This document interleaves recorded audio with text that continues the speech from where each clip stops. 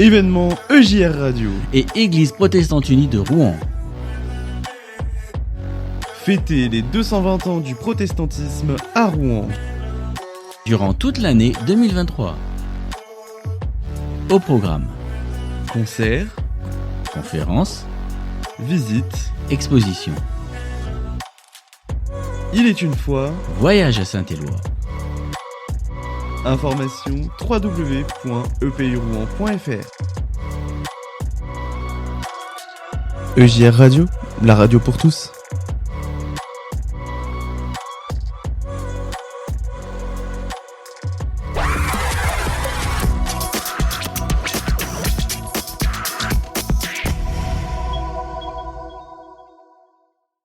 On est de retour sur EJR Radio, toujours ici au Temple Saint-Éloi pour parler de ce concert d'Eureka et de toute la journée qui vient de se dérouler ici à Rouen. On a le plaisir d'avoir 3 nouveaux interlocuteurs autour des micros. Alors je vais vous laisser vous présenter. Tout d'abord, en face de moi, c'est Gabriel. Bonjour Gabriel. Oui, bonjour Jonas. Alors, qu'est-ce que tu peux nous dire un petit peu sur toi, Gabriel, que nos auditeurs apprennent à te connaître? Alors, je suis actuellement le responsable du conseil presbytéral, sachant que je suis membre de la paroisse ici depuis, on va dire, 1991 où je suis arrivé ici à Rouen. Donc, ça commence à prendre un petit peu de temps. Et j'ai gravi les échelons un petit peu, si on peut dire, dans l'église, avec beaucoup de frères et sœurs ici.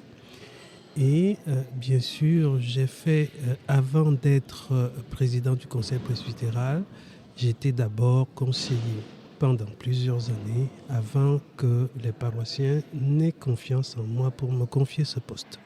Très bien, eh bien merci d'être avec nous en tout cas sur EJR Radio. On a ensuite Camille. Bonjour Camille. Bonjour Jonas. Alors raconte-nous un petit peu qui es-tu, qu'on apprenne à te connaître.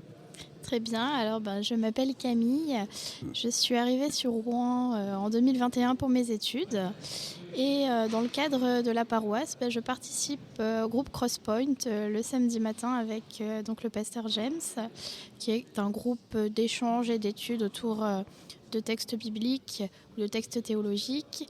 Et je participe également donc, depuis cette année, de par ton impulsion Jonas, au groupe étudiant. Et puis également, je participe au culte les dimanches et j'aide notamment à la préparation du café avec d'autres jeunes. Des temps conviviaux, merci Camille. Et enfin, on a Samuel. Bonjour. Bonjour Jonas. Alors, est-ce que tu peux te présenter ? Je m'appelle Samuel, je suis en 5e et je fais partie des jeunes du catéchisme de Rouen. Et souvent, avec Odile, qui est notre responsable catéchisme, on prépare les cultes de famille qui sont une fois par mois. En tout cas, on voit qu'il y a plein de choses qui se passent dans cette paroisse de Rouen. Et cette année, il y a une année particulière. Gabriel, est-ce que tu peux un petit peu nous en parler ? Parce que c'est dans le cadre de cette année particulière qu'a lieu ce concert d'Eureka ce soir. Tout à fait. C'est une année assez particulière qui a commencé à être préparée en 2022. Alors, il faut comprendre un petit peu la jeunesse de ce projet. Il y a le temple Saint-Éloi qui a été accordé aux protestants par, bien sûr, l'État français. Il y a de cela 220 ans. Ça remonte. Oui, bien sûr, oui. Il y a également le célèbre discours de Martin Luther King. Ça fait 60 ans aujourd'hui. I have the dream. I have a dream, si on peut ainsi répéter. Alors, à l'occasion de ces deux événements, il y a un groupe de personnes dont l'initiateur principal est bien sûr mon cher Pascal Vigouroux, qui ont réfléchi bien sûr sur ces événements et on a mis en place d'abord ce qui était un projet et qui est devenu une réalité. Une réalité sur le thème « Il est une fois, voyage à Saint-Éloi ». Alors, ce temps de voyage était bien sûr mis en place et surtout célébré avec la journée d'ouverture animée par notre pasteur national, on va dire, le pasteur du Conseil national qui s'appelle Emmanuel Sebol, qui nous a fait l'honneur de venir ici, de célébrer une grande messe ici et donc de faire le culte et bien sûr d'ouvrir cette journée. Et donc, à partir de là, comme un voyage, il y a plusieurs arrêts, il y a plusieurs étapes. Nous avons, comme vous le savez déjà, fait beaucoup de le gospel ici, le concert concernant le gospel. Nous avons également eu pas le concert, mais également des tables rondes, effectivement, sur la place de la femme dans l'église. Nous avons également eu dernièrement la conférence sur la manière dont Dieu nous parle aujourd'hui. Et cette étape, bien sûr, concerne le concert Eureka, que j'ai beaucoup apprécié, je pense qu'on en parlera tout à l'heure, qui est tourné, qui est centré d'abord sur les textes préparés avec les jeunes qu'on nous a présentés. Mais je crois que je n'irai pas loin, on aura le temps d'en parler, je pense, bien sûr, que mes Camille est là, et puis là aussi, c'est une très très bonne chose. Et effectivement, on est en voyage durant toute cette année, et les jeunes, cet après-midi, vous vous êtes retrouvés avec Eureka et vous avez écrit un slam. Tu peux nous raconter un peu, Samuel ? Il a commencé par nous expliquer ce que c'était exactement un slam. Alors, avant que tu nous expliques, si tu as bien retenu ce qu'il nous a dit, pour vous deux qui n'étaient pas à l'atelier cet après-midi, pour vous, c'est quoi un slam ? Parce que peut-être que nos auditeurs se posent la question. Camille, pour toi, c'est quoi un slam ? C'est une bonne question. Pour moi, je dirais que c'est un genre de poésie qui est parlée sur une musique. Et oui, je dirais ça. Une poésie parlée sur une musique bien distinctement pour qu'on puisse bien saisir la portée des mots, en tout cas. Alors, pour moi, il faut comprendre que je ne savais pas un petit peu ce que c'était le slam. C'était une totale découverte du coup ce soir. Absolument. Je parle en termes pratiques, mais je comprenais quand même que c'était une certaine réflexion qui agence des mots pour en faire une musique compréhensible de tous. Voilà ce que je comprenais au début. Mais avec effectivement la présentation et le travail excellent fait par Eureka et avec bien sûr les enfants de la paroisse, j'ai fini éventuellement à comprendre que c'est un petit peu plus profond que ça. C'est-à-dire, si je m'arrête sur ce qui s'est passé, je vais comprendre qu'il y a bien sûr un texte, il y a un agencement très cohérent, il y a une réflexion sur la vie et bien sûr, il y a une fin. Alors, on peut dire switcher, on peut dire, parce que c'est des termes que nous, on ne l'utilise pas, mais vous les jeunes, vous l'utilisez un petit peu beaucoup plus que nous, mais on sait que ça a une fin. Et à partir de la fin, on peut comprendre le début. Voilà ce que j'ai retenu et je pense que c'est le plus important aujourd'hui. Alors Samuel, ils ont des bonnes définitions du slam ? Je pense. Mais je suis d'accord. Lui, au début, il nous avait expliqué qu'à l'origine, le slam, c'était censé être des morceaux qui ne dépassaient pas 3 minutes, qu'il ne devait pas y avoir d'accessoires ou de choses avec lui, que c'était juste une performance vocale, et qu'à la base, il n'y avait pas de musique. Mais, je reprends ces mots, l'art est fait pour être dépassé, même s'il y a des règles. Exactement. Et alors, du coup, vous avez fait une action artistique, on peut le dire cet après-midi, vous avez écrit un slam. Tu peux nous raconter un petit peu rapidement ce que ça a donné, ce slam ? On a commencé par trouver un mot qu'on nous a donné, c'était voyager, parce que c'est le thème de cette année au Temple Saint-Éloi. Et on a commencé à réfléchir à des mots pas forcément ayant un rapport, mais on a repris les 3 sons entre guillemets forts du mot voyager, O, A, E. On a essayé de trouver des mots avec ces 3 sons forts, comme, je ne sais pas, comme pour le wa c'est A, donc ça fait A, A, E. On a repris des mots, des fois qui n'avaient aucun rapport, comme karaté, ou des mots qui avaient plus de rapport, comme se balader. Et après avoir fait une liste assez conséquente, on a essayé de trouver des paroles adéquates à notre chanson. Et ça a donné ce slam que vous avez fait en première partie ?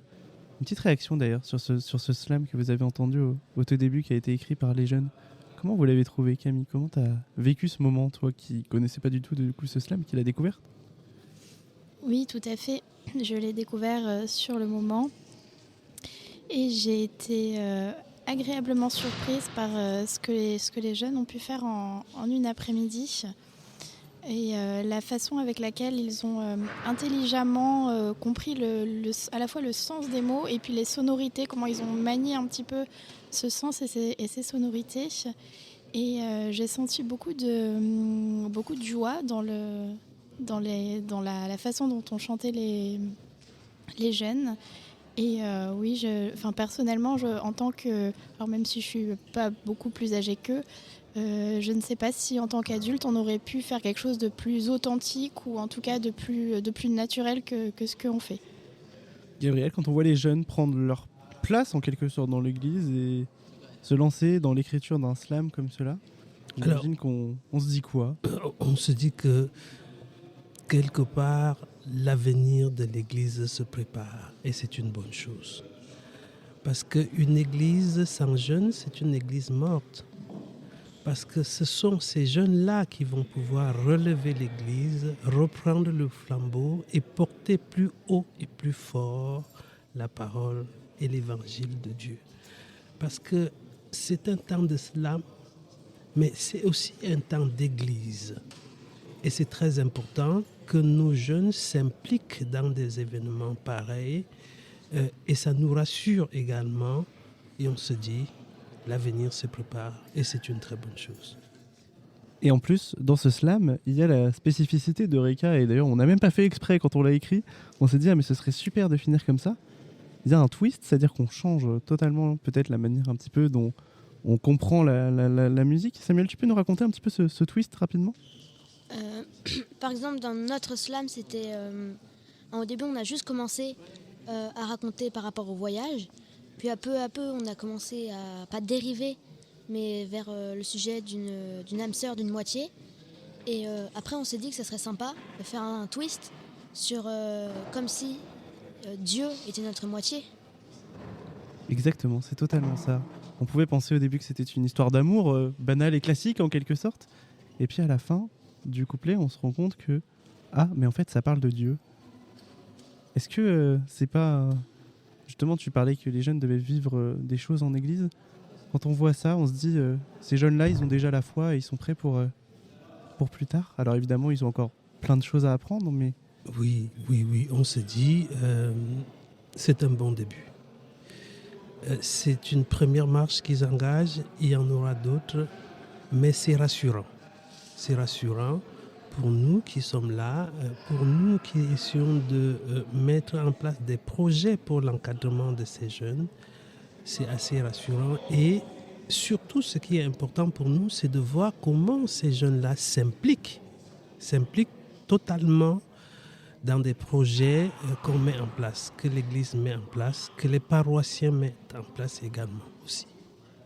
Alors on va revenir sur ce concert un petit peu avant de terminer cette interview. Camille, quel est ton ressenti tout simplement sur ce concert? Comment tu l'as trouvé? Est-ce que tu avais des attentes en arrivant et puis finalement ça a totalement chamboulé? Ou finalement tu t'attendais à rien et puis c'était génial? Ou peut-être que c'était pas génial, tu as le droit de nous le dire aussi. Ok, mais je vais être très transparente. Je connaissais quelques chansons de Reka que j'avais entendues sur EJR. Et je n'avais pas forcément de visuel auquel me raccrocher. Et là, le fait d'être avec les personnes de la paroisse, en tant que spectatrice avec eux, le fait d'avoir également les dessins derrière, je trouve que le tout a rendu le contexte vraiment très touchant et a donné une portée vraiment plus puissante au message. Et je pense qu'avec avec cet instrumental minimaliste, ça donne, on est encore plus attentif aux mots et ça donne une portée particulière à ces mots. Donc j'ai trouvé à la fois de par le contexte et à la fois de par la portée des mots quelque chose d'assez touchant. Et aussi, en plus de ce ressenti, j'ai trouvé qu'il y avait quelque chose d'assez intellectuel puisque notamment grâce à ce twist, on essaye au fur et à mesure du déroulé des paroles de trouver où est-ce que peut être qu'est-ce que peut être la révélation, entre guillemets, de la clé de l'énigme. Et on se fait surprendre. Et on se fait surprendre, tout à fait. Donc j'ai à la fois ressenti quelque chose de très touchant et de très émotionnel, à la fois donc dans la portée des mots et dans le fait de faire groupe avec tous les autres spectateurs et donc de faire église ensemble. Et aussi quelque chose de vraiment très intellectuel dans essayer de décortiquer les paroles. Donc c'était vraiment à la fois le corps et l'esprit qui ont parlé en même temps. Samuel, toi, comment t'as trouvé ce concert? Alors, tu y as participé en première partie, puis après, tu l'as vécu en tant que spectateur. Qu'est-ce que tu dirais à nos amis auditeurs pour leur donner envie d'aller voir Eureka en concert? J'avais déjà entendu quelques-unes de ses chansons à la radio, ou alors on me les avait montrées. Mais je trouve que ça n'a pas la même portée déjà de les entendre sans les dessins. Et même quand on les voit quand on les voit derrière un écran, ça n'a pas la même portée que quand c'est lui qui le chante devant nous. Je trouve que c'est beaucoup plus touchant et beaucoup plus, entre guillemets, transportant. Je ne sais pas si ça se dit, mais c'est ce que j'ai ressenti un peu. Et toi, Gabriel? Alors, pour moi, c'était une totale découverte, comme je l'ai dit tout à l'heure.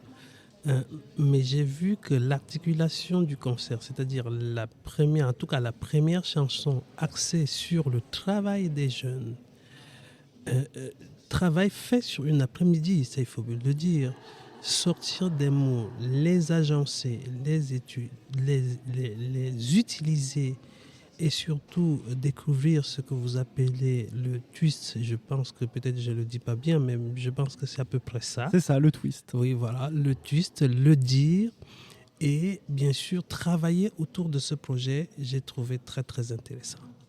Et maintenant, le déroulé concernant bien sûr Eureka lui-même, avec des textes bien agencés, avec des textes profonds, avec des textes touchants, même s'il peut avoir un brin de quelque chose d'un peu sombre sur certains textes,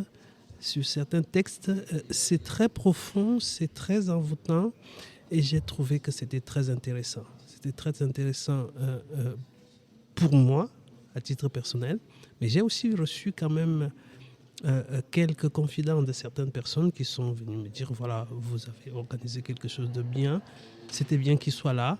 C'est pas comme les autres concerts, c'est différent des autres concerts, mais c'est également assez profond et très très intéressant. Donc voilà ce que je peux dire du concert, de ce concert de ce soir. Et maintenant, notre interview arrive à sa fin, notre discussion, puisque notre interview, la petite tradition sur EG Radio, c'est de vous laisser la parole libre. Qu'est-ce que vous aimeriez dire aux gens qui vous écoutent, simplement, aujourd'hui, ce soir? Tout dépend quand ils nous écoutent, puisqu'ils peuvent nous écouter en podcast, je le rappelle, bien évidemment. Samuel, qu'est-ce que tu aimerais dire aux gens qui nous écoutent ce soir?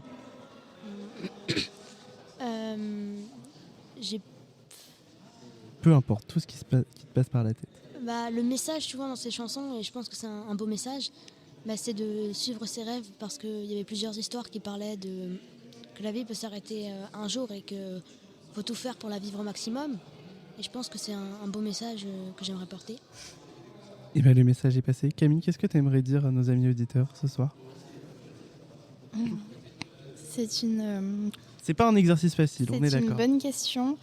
Moi, je voudrais dire, de manière synthétique, je dirais deux choses.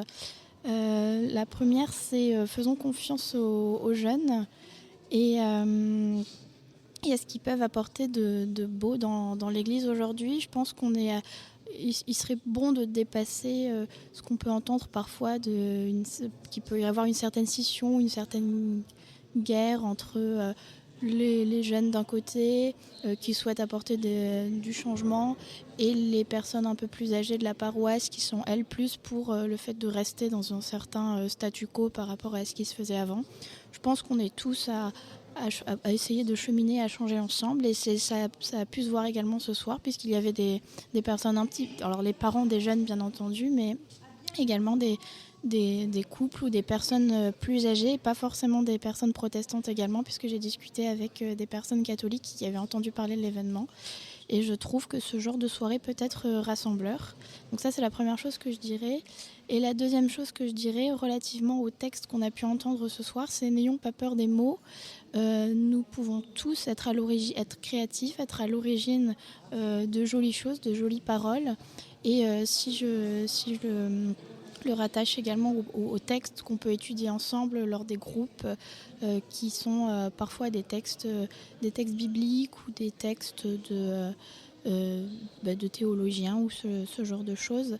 Ça me semble important de laisser un petit peu cette place, par exemple, à un certain twist qui pourrait nous surprendre sur un texte biblique, par exemple, qu'on connaît par cœur, ou le fait d'échanger avec d'autres sur un texte, ça peut aussi nous ouvrir de nouvelles portes et de nouvelles façons de comprendre ce texte. Donc voilà, un message de cet ordre-là, un petit peu plus de compréhension en groupe des textes qui peut amener à des twists intellectuels également dans le cadre d'études bibliques, par exemple.